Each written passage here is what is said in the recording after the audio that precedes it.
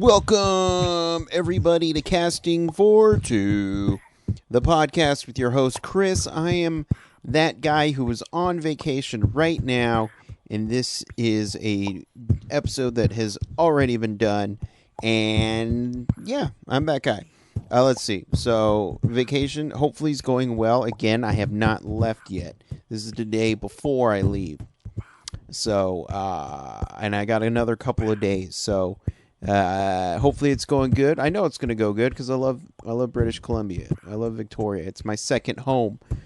And yeah, so as always, if you want to keep up with me, you can do that at Twitter, Instagram, both at casting42, or you can send me an email, casting42@gmail.com. But yeah, so have I killed enough time? I think I have. Like I said, this is episode number 99, almost to the 100. Once I get back, it'll be 100, and it'll be my my kind of birthday episode, so that'll be cool. But I have a great guest. He is part of the Youthful Daze. He is the writer, director of Youthful Daze, and it's a web show. Mr. Bryan James. I absolutely had a great time chatting with him. I love people who are passionate, and I love talking with actors about character. I hope to get him. Bryan, I'm going to tell you right now, I want you back on the show, and we're going to do a 12-hour episode where we talk about character development and superhero movies. And I want to know if you enjoyed Ant-Man. That's very important to me, Bryan. I know you're listening. Anyway, so let's get into today's episode. So sit back, relax, and Chris, cue that music.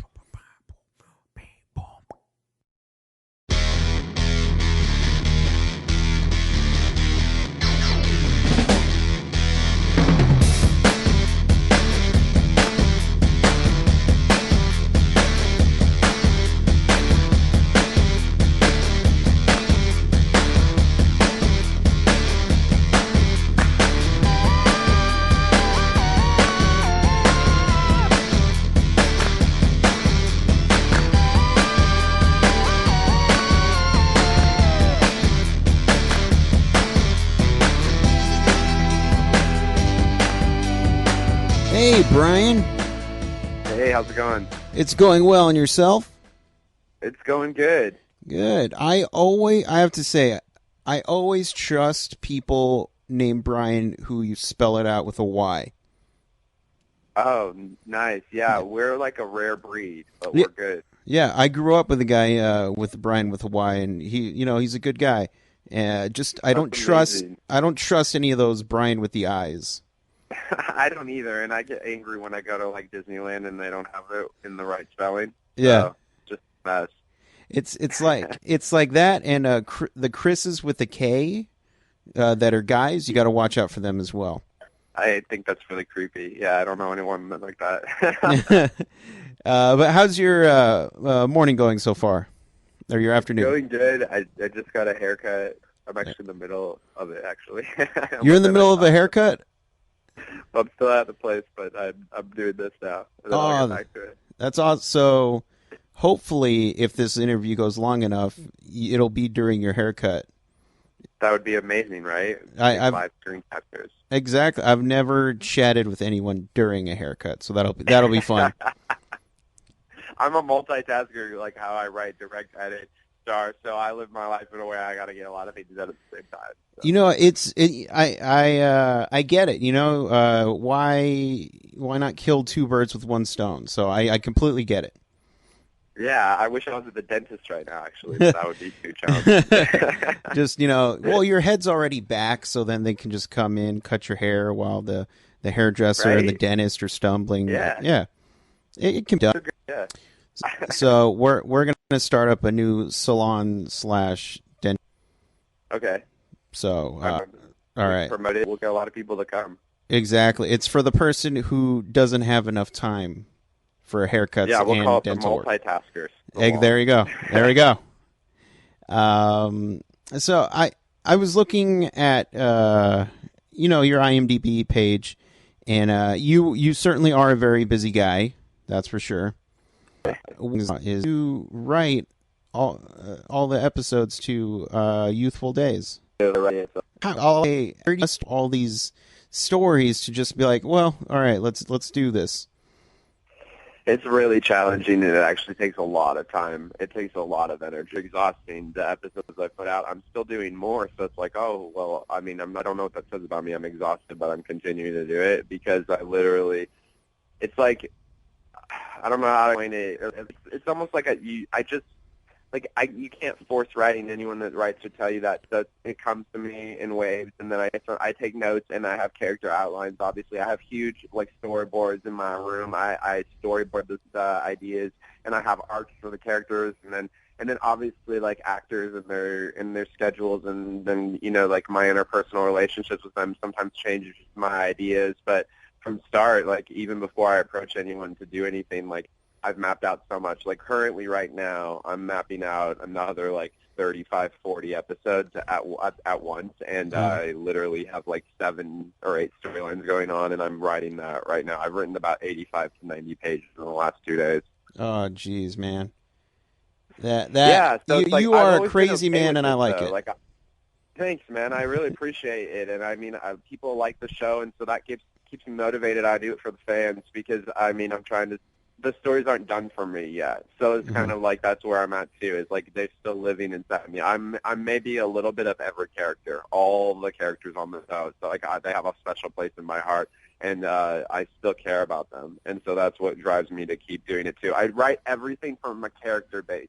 So literally, if I've got 7 or 8 main characters, I don't write oh, they need to have sex, or oh, they need to get in a car accident. I would never want to do that. I literally try to just have their intentions and outline who I think they are, what I think they want in life, where I think they're going, and then it's kind of it writes itself. If you're really strong-willed with that, with the characters, you have to have clear, defined intentions for people. Right. No, that's definitely important for sure. And as long as you feel, I guess it's still organic for you, more power to you. Thank you, man. Yeah, that's why it feels like a calling. I kind of sat down a long time ago and was I'm going to do my own 90s 90210. I don't know why I need to do this or what the point is, but I know it will help people, and it can give people something that they feel they're missing too. And I just now it's cool for me even just to see that doing things on the internet really does have a voice, and people really are reaching out, and they really are able to watch the show across the nation and even in other countries too. It's just we're living in a different world. I still wrap my head around it differently too, because sometimes I make my show and I think, oh, I don't, whatever, and then it's no, a lot of people actually really care. And when I don't have episodes that come out on time or whatever, that's when they get angry. So I've learned that, But what the thing is what I'm doing now is I release it in bulk. So I just dropped 7 or 8 episodes, and like I said, I'm filming maybe 30 to 40 more, and I'm going to drop those all at once. And what I'm going to do when I drop these 30 or 40 episodes, I'm going to advertise the hell out of it for a month and say, just like Netflix, this is the day this is coming out. And then fans can just watch at their leisure. Because that's actually how my viewers watch mostly. I see, the numbers in, binge watching gets a lot more viewers over a period of time. Because it makes sense to me logically when I think about it, because it's we all have our worlds and we're all living our lives. There's so many choices to watch in entertainment with film and television that by the time you get to web series, even good web series, you're not going to be on it every day the way I am. Obviously I'm into Youthful Daze every day, but I have lots of fans that are into it every 2 weeks, and then they like to catch up and they want to watch it all at once. So I kind of feel that's the way that this world is moving too. So I'm wanting to jump on that board of bulk releasing things. I feel that's the way things are moving.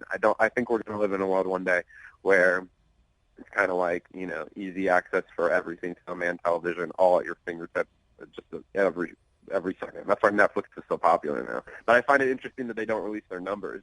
Right. How popular are they? But the perception is that they're very popular, and that's the way the world's moving. Right. The perception I have of Netflix is that they're sitting on just wads of cash. So, they're who wants a TV show? Wet Hot American Summer prequel? Absolutely. Here's money. And then they just go, they give a lot of freedom to the filmmakers to really do what they want, which is always a good thing. Yeah, totally. I think it's something to be said about how all these shows have become so popular the last few years on their platform when you can watch it once. Like, how does the new Black come out and they watch their whole season, and then or House of Cards? And I always have felt that way about Youthful Daze too. The storylines, I don't know if it's work better. I don't know if it's the right way, but to say it. But when you can see my full intention, I think you can grasp what I'm going for in a way that I actually, as the creator, prefer. And it's almost like I just saw the Avengers: Age of Ultron yesterday, and this is totally sidetracked, but I was really upset with the movie, and I realized when I see Infinity War and all of that, I might look back on this movie and like it more because it's a moment in time of they've already stretched out like 7 more movies, and that's kind of what I do with Youthful Daze. Like, you might watch the first episode and be like, but like literally, like I mean, if you could watch an hour and a half of it at once, I know you'd be hooked. There's something to be said about, you know, the way that we as an entertainment industry are programming and doing things nowadays anyway. It's kind of like we do think ahead a lot, and sometimes that hurts the product. I do think, but that's like my vision's always been. My vision has been to have like this massive series, not just like a shot in the can. If I was doing just one episode for people, I might show them something completely different. But I kind of show them something where it's like they're either going to like it or they're not, and then they're going to keep watching it. And if they do like it, then I'm going to get them hooked. I guarantee you. But if they don't, then if they don't respond to it immediately, you know, and it seems cliche to them, that's like, you know, something that's bad, even though, you know what I mean? Like, I view art like all art's subjective, so it's interesting to me. Right. No, definitely. And I mean, you hit the nail on the head with the Avengers movies. I always feel like they're always building towards the next movie instead of just living in this moment, in that movie. Yeah. And the Avengers drives me crazy because they have, you know, their own solo movies. They'll do like Winter Soldier. I enjoyed that movie very much. And me too. Yeah. And then you Nick Fury's going to do his own thing. Captain America, Falcon, they're all going to go. Scarlet Witch or Black Widow, they're all going to do their own things. And the next thing you know, oh, they're in Avengers, and nobody. And that's what's confusing to me is if you're literally going to lay the groundwork where you're like, we're this studio that's making one movie after another that interconnects, and then you fucking don't interconnect them. I'm sorry, I don't know how else to say it. It makes me so livid. Like, I was so confused because I'm like, Captain America should have, like, inner conflict based on his last movie. Iron Man shouldn't even be here based on his last movie. We just need at least a few lines to explain how everyone came back together again. And then it's like, and I really hated the Hulk and Black Widow romance, not because I'm against the Hulk and Black Widow, even though the Hulk should be with Betty. So anyway, that's right. Like, just because if you're going to do a long series, then have Hulk and Black Widow start flirting right now, and then invest more. You know, like it made me feel like I was missing a beat, and it also made me feel like I was being shortchanged, and it made me feel like the whole thing is just about money, and it's unfortunate because it really is cool when you can tell a story like they're trying to do with so many superheroes and so many movies, and it should connect, and it should connect in more than just a dialogue way. I don't need to hear Robert Downey Jr. scream about what happened in the past to understand these movies connect. Like, I feel like there's subtext that was clearly missing in the characters' motivations that showed there was no connection between these two movies. I wouldn't be surprised if they weren't even filmed in that order, if, like, Avengers 2 was being worked on when Captain America, Winter Soldier was being filmed, because it's like it didn't match up. It didn't even exactly match up. It didn't even make complete sense. Mm-hmm. Mm-hmm. No, I completely agree with you, 100%. That's why it's disappointing. So, like, to sidetrack back to my show, though, that's what it's like. You know, I got actors that move in and out, and it's like I have new cast members coming in. But what's funny is I'm trying to, like, sign contracts with people, and I'm trying to make them understand what goes on in my head from go, because it's like I want to do something where we do at least 40 episodes, and then we're even down to do more if those are well received, because I'm a big fan of, like, continued serialized storytelling. And no matter what you call it, it's called a soap opera, it's called a comic book movie, like, serialized storytelling is the same thing. And it's like it can be done respectfully or it can be done disrespectfully, and it's not always the writer's fault. Sometimes production gets in the way, and I get that. But, like, you know, it's like that's a never-ending, like, battle I feel like that every project faces. Right. Yeah, it's really sad when these, you know, certain movies or TV shows, it takes a lot of time and effort to make them in the first place, and then you have one person that comes in and is just like, no, I don't like that, and it does kind of derail everything. I mean, There was all Yeah, there and was that's all like, this yeah. news about Fantastic Four. I was just gonna say that. Yeah, Okay, and I saw this movie 3 times because, and you're gonna be like, wow, dude, he has a lot of time on his hands. No, I don't know why I saw it that many times. It's because I was so fascinated by how bad it was. The first time I saw it, I didn't know what to think, and I literally was so confused that I went online and I read about everything afterwards. hmm And then I watched it the second time, knowing all of that and just studying it. And then, as an actor, I wanted to even watch it again because it is such a glorified, amazing piece of a mess of a movie. I don't even think it's that bad of a movie in some ways. I think right, it's just like a different movie. Like, it goes from being one movie for 30 minutes, which is one way, to being a different movie, to then being a 20-minute clusterfuck of nothing at the end that seems completely studio enhanced. And I was just, as an actor, like, almost enthralled by the other actors because none of their performances have really been criticized in this massacre of bad reviews. But it's right, like that's because it wasn't their fault. It's like you could literally see too many cooks in the kitchen making all these changes, and then it's almost like you mess with something so much and you poke at it and you pick it apart that nothing remains that makes any sense anymore. The movie made no sense. That's why I hmm was so fascinated by it. You do agree? Like, it was crazy. Well, I still have yet to see it, but Oh, you have to see it. You well, need to see it. It's so fascinating. You will even, it'll be weird because it's a decent movie. You know what I mean? yeah, It's not an outwardly Batman and Robin bad movie until the very end. Like, for the first 45, 50 minutes, it's very slow moving. And it's almost like if Josh Trank had his way and if it was what he wanted, and if the whole movie was like this, it wouldn't be well received, but it would have been a better movie because it would have stayed consistent to what it was. Like, it was this deep, like, moody, like, movie about these nerdy kids that were dorks that didn't want to end up having their powers. And then he made it like this body horror movie, which was the best part of it because that was honestly his, like, true vision, I guess, even though that's not the Fantastic Four. That's not what it should be. But, like, right. that's what they gave him money to do. And it's like, what? But, like, like, it was like, there was cool scenes when they first got their powers and how they were so disassociated from it and they didn't want them and how they were traumatized almost by it. And then the movie just, like, switched gears into, like, this Batman and Robin shit fest, and it was crazy. And Kate Mara has this awful wig that changes every other scene, and you can tell when they did the reshoots because her hair is, like, not the same. And it's that tacky. It's that tacky in the movie suddenly. Like, Yeah. so bad. See, I never let reviews stop me from seeing movies. You know, if I really want to see a movie, I will go see a movie. And I mean, the actors in this movie alone like have me sold just because Yeah. I enjoy all their work. So no matter what people say and what people write, I'm still gonna watch it. It's just just a matter of do I want to go to the theater or just stay at home and watch it.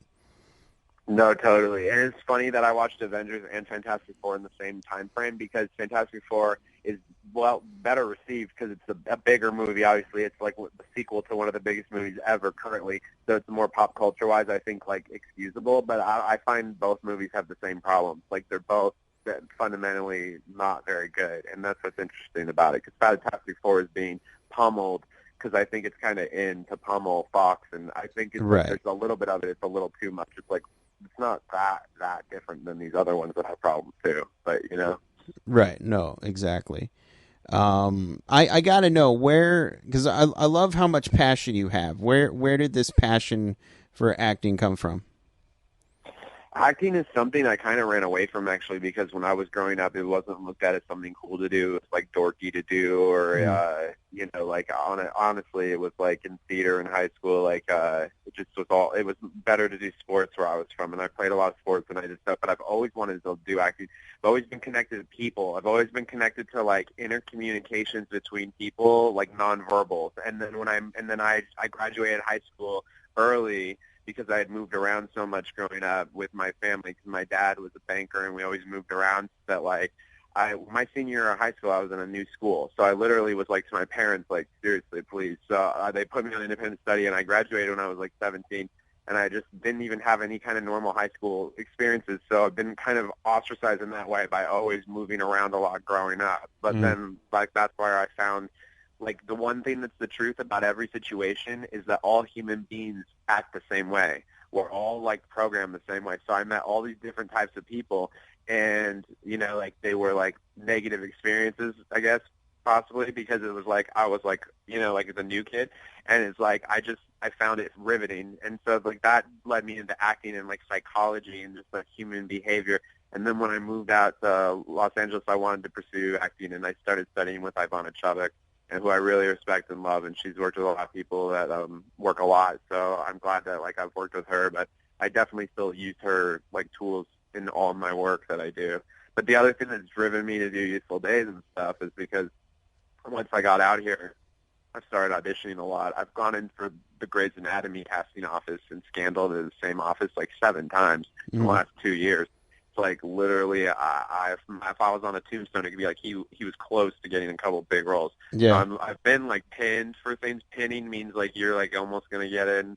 I've been like close for a lot of roles on a lot of shows, and I feel like my time will come soon. But I started doing Youthful Daze because I was driven to want to like live in the now. You know, I could get hit by a bus tomorrow, and then what? So it's like it's hard. Hollywood's funny because they don't want to give you an opportunity until you prove that you've had an opportunity, like that you can be successful, but you don't get that opportunity unless you like have one. And that's when it then comes down to who do you know, or how much money do you have, or like blind luck. And then it's like, so everyone has a different story, but that's like perseverance is key too. I think I've almost been doing this. I was just thinking about it for 9 years, so I could say almost 10 years soon. And then I am starting to get more attention recently. So there is something to be said about that thing of like you work really hard for a long time in this town, and then you start to get noticed, but you're not doing anything any different than you were doing in the beginning when you weren't getting any notice. Right. Right. Well, and see, that's important. You know, it's if if the projects or the content isn't coming to you nowadays, we have the power to make our own. Yeah, exactly. So no, I hear you. I hear you. I'm always looking for film work because I went to film school and I love film. I love everything about it. But there are these times, just like I'm in the time right now where it's been 7 months and I still have yet to find any film work. So it's like, well, I guess I'll go do a couple of projects that I want to do. So I'll go shoot short or help out with my friends' projects, and it's very fun, and it's all building towards something. So Totally, I get yeah, what you're saying. Yeah. yeah. You have to look at it that way because that's literally the way I view life. I see it that way. It's kind of like you're given what you can have at that moment, and then you prove yourself with that, and you get more. So even if it's like doing something that you feel like I'm going to be one day on a Fox movie, having to listen to 17 people rewrite the script on the set for like, I mean, I feel I'll be there one day, but like, you know, so it's not knocking where I am now. It's just always kind of giving your all wherever you are to get where you know you should be. Right. Right. You are I just want to say this. I know we're still chatting. You are an awesome guy. I'm just going to say that right now. Thank you. I love listening to you. Thank you. I appreciate that a lot. I really appreciate that. I love people who are very passionate about their work. So I love the passion coming out of you. Thank you. Thanks, man. I like talking to you too. It's fun. And of course, I can talk about superhero movies all day. Just because I know, right? Yeah. I'm sorry. Yeah. I like I said, I don't normally get too hyped up for movies, but I'm a DC guy. So naturally, Batman v Superman. I'm going. Oh my God! Yeah.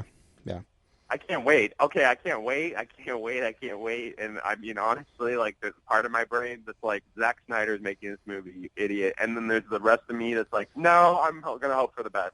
Yeah. So if it is end up shitty, I'll kind of feel like I knew all along. But I'm living in a really hopeful place about it. I'm really excited. The trailer was great.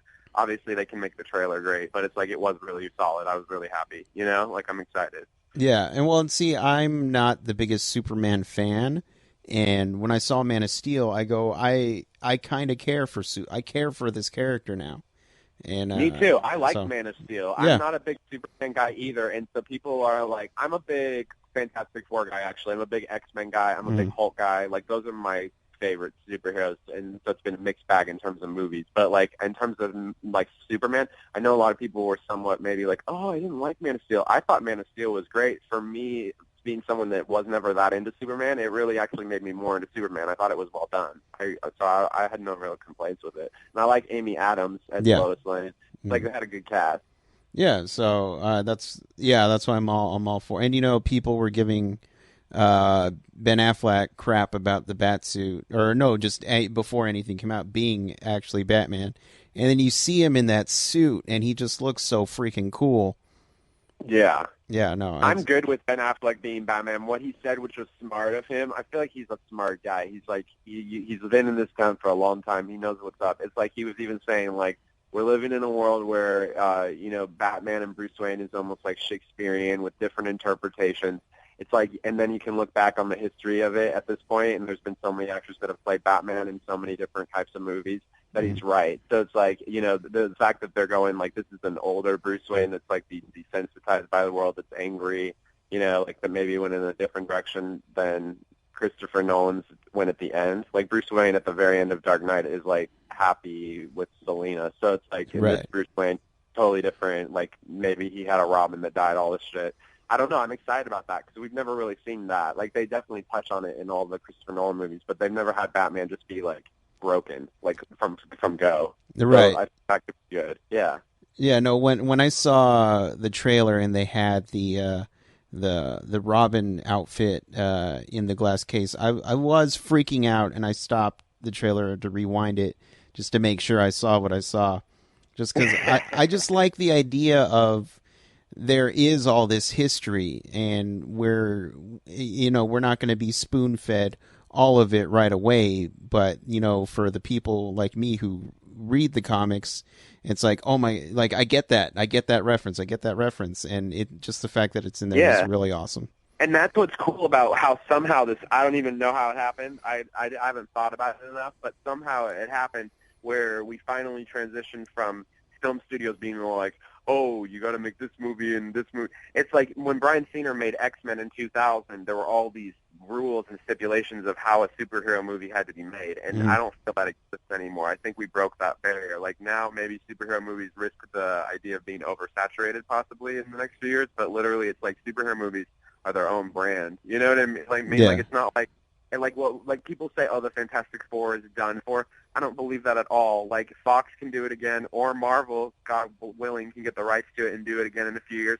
And like you said, they could start it with the Fantastic Four in their mid-30s, like they are in the comics, and it doesn't need to be an origin story. Like I know they keep recycling Spider-Man and making him in high school. I don't get it. Like just like you can make these movies at this point, the audiences are aware. You can make them start anywhere. You can do anything you want, and we'll receive it like a comic book. Like X-Men got so fucked with, and then it got put back on track correctly, that opened the door to people understanding like, oh, there's different times and different characters. You know what I mean? Like now it's like it's so crazy to me that all Bryan Singer's remaking his movies with like younger versions of the characters. Like but it's working.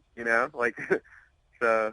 Yeah, no. I feel like anything's possible in superhero terms with that stuff. That's why the Avengers was so disappointing because it's like, like. If you're going to make a movie and have it be a continuation, that movie felt totally standalone. Like, you could have watched that one, and there's no correlation, really, to the other movies. Right, yeah. And then randomly Thor is not in a majority of the movie. Yeah. Which was stupid. I hated that, too. And I did honestly hate Bruce Banner liking Black Widow the more I think about it, because Bruce Banner has a movie in Marvel canon that shows that Betty is the one that comes in. Where's Betty? Like, at least give me a line. I don't know. It just seemed like they put those two together because they were the only ones that didn't have a storyline. It was like, okay, we got Iron Man and Captain America, and they're going to start battling each other soon, so that's their arc. And then we got, like, Thor, and he's going to, like, go off, and he's going to have his next movie soon, so we got that, and, then we'll make him shirtless for the women. Okay, cool. And then what do we have over here? Oh, shit, Scarlett Johansson's really hot, and she hasn't been with anyone for a while. Well, Jeremy Renner, no, Bruce Banner, that's cooler. Okay, that's literally what it feels like the thought process was. Yeah. You know what I mean? Like, and that's sad because you should just treat your characters with more integrity than that. Like, Black Widow's flirted with all those dudes except for Bruce Banner. If you have to have her have a romance, then have her have one with one of the people from the other movies that makes more sense. Like Hawkeye, well, I don't understand why they went to Hawkeye's house. That was stupid to me. I didn't like that. It was boring. Yeah, it's funny because they were flirting in the first one, Hawkeye and Black Widow in the first Avengers, and then, he has a family. Yeah, that was what was weird. Yeah. And what's weird is how it's the same director and the same writer. So it's like, what? Yeah. You know what you wrote. Yeah. You don't even... Whatever. Yeah, that's all good. But I feel like I don't want to stop chatting with you, but unfortunately, I feel like the time has come when we gotta end it. Unfortunately, I know. Well, it's all good. But so what? One thing I want to do though is I want to give you the floor to plug anything. I know you're a busy guy, so if you want to plug your show or where you're getting your hair cut, it's all up to you. You can check out Youthful Daze, www.youthfuldaze.com. The episodes are free. We release them in bulk like Netflix. We're filming like 30, 40 more episodes right now. There's 50 episodes online right now to watch for free. Some of them are over an hour long. We definitely have like a lot you can get into if you're into it. It's like 90s 90210 meets Cruel Intentions and like all that great OC, Gossip Girl kind of drama. And we had Scott Disick from Keeping Up with the Kardashians do a cameo. We're going to be on Keeping Up with the Kardashians on E! In September, hopefully. They did film us doing it, so we'll see if we make the cut on the show. But it's cool, like we got a lot of good stuff coming up, so check that out. There you go. And Bryan, for people who want to follow you, what's your Twitter handle? Okay, yes, you can follow me on Instagram, on Twitter, Bryan James, ZZZ. I have 2 Z's on Instagram and 3 on Twitter, but Bryan James, and that's how you can follow me. There you go. Well, Bryan, like I said, I had a blast chatting with you, and you can come back anytime you want, all right? Yes, man. I'm going to see Ant-Man soon, so we'll find Oh, a way to my talk gosh. about it. I mean, look, all I'm going to say is Michael Pena. That's all I'm going to say. Okay. He's phenomenal. Okay, I'm excited. I'm really stoked. It was really fun talking to you, man. Really, really cool. And take care, and I'll talk to you again sometime, I'm sure. Sounds good. Have a good one. All right, bye. All right, bye-bye.